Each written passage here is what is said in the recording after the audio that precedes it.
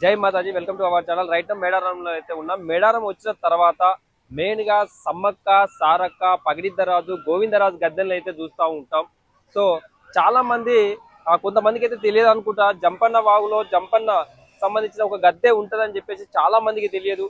ఇది ఎక్కడో కాదండి, జంపన్న గద్దె ఎక్కడ ఉంటుందని చెప్పేసి మీరు ఆశ్చర్యపోనక్కర్లేదు. జంపన్న వాగు వచ్చినట్లయితే ఆ వాగుకు ఒడ్డున్నే ఈ జంపన్న గద్దె అయితే ఉంటుందన్నమాట. చాలా మందికి అయితే తెలియదు. వాళ్ళ కోసం మేము చూపించడానికి అయితే ఎంత దూరం అయితే వచ్చేసినాం అనమాట. ఇది ఎక్కడ అంటే ఫ్లైఓవర్ అయితే కనిపిస్తుంది. ఫ్లైఓవర్ పక్కనే ఈ జంపన్న గద్దె అయితే ఉంటది అనమాట. ఇటు రైట్ సైడ్ చూసినట్లయితే కంప్లీట్ గా వాగుంటుంది. ఈ పక్కనే ట్యాప్స్ ఉంటాయి. ట్యాప్స్ కింద స్నానాలు కూడా చేయొచ్చు అనమాట. మన మెయిన్ జాతర వచ్చేసి 21, 22, 23 కాబట్టి మనకు ఆ వాగు అనేది పారడం లేదు. సో ఇంకా కొంచెం కన్స్ట్రక్షన్ వర్క్ ఉంది. ఆ కన్స్ట్రక్షన్ వర్క్ కంప్లీట్ అయిన తర్వాత ఆ వాగులోకి వాటర్ అయితే వదులుతారన్నమాట. సో ఈ జంపన్న గద్దెని అయితే చూద్దాం మన దగ్గర నుండి.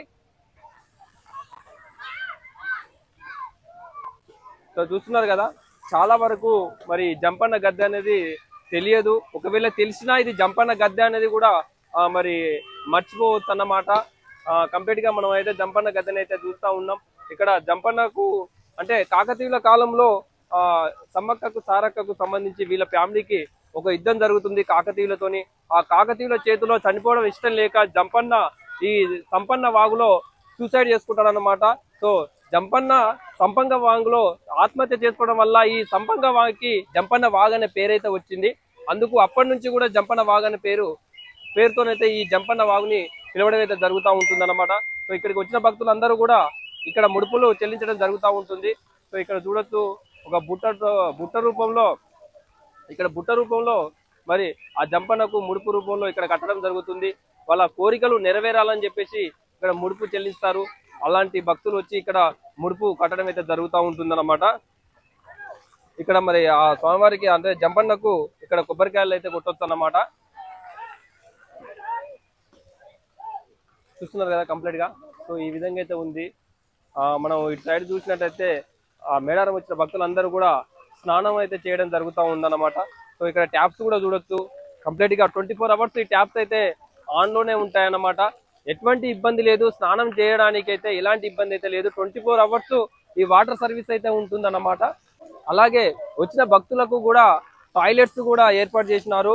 చాలా చోట్ల టాయిలెట్స్ అయితే ఏర్పాటు చేసినారు. అలాగే ఆడవాళ్ళ కోసం సపరేట్ గా డ్రెస్సింగ్ చేసుకోవడానికి సపరేట్ రూమ్స్ కూడా ఫ్రీగా మరి గవర్నమెంట్ ఏర్పాటు చేసినారు. సో ఈ జంపన్న వాగు చుట్టూ కూడా ఇరువైపులా మరి గార్డ్స్ ఏర్పాటు చేసినారు. ఈ గార్డ్స్ పక్కనే డ్రెస్ చేంజ్ చేసుకోవడానికి కూడా వాళ్ళకు సపరేట్ రూమ్స్ కూడా ఏర్పాటు చేసినారు అన్నమాట. సో ఇప్పుడు మధ్యాహ్నం అవుతుంది. మధ్యాహ్నం వరకు కూడా భక్తులు పొద్దున ఏ విధంగా అయితే ఉన్నారో మధ్యాహ్నం కూడా అదే విధంగా వచ్చి అంత పెద్ద సంఖ్యలో భక్తులు మరి స్నానాలు చేయడం అయితే జరుగుతూ ఉందన్నమాట. ఒకసారి ఆ విజువల్స్ కూడా చూద్దాం.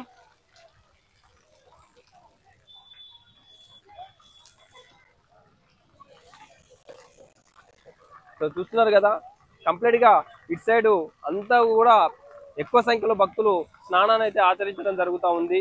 సో అక్కడ మనం చూడొచ్చు, అక్కడ ఆ ఇసుకలో ఆ బ్రిడ్జ్ దగ్గర ఒక సాంగ్ షూట్ అయితే జరుగుతూ ఉంది. సమ్మక్క సారక్కకు సంబంధించిన ఒక song shoot, private song, folk song అక్కడ షూట్ చేస్తున్నారు. చాలా ఎండలో కూడా వాళ్ళు కష్టపడి ఆ ఫోక్ సాంగ్ అయితే షూట్ చేస్తున్నారు.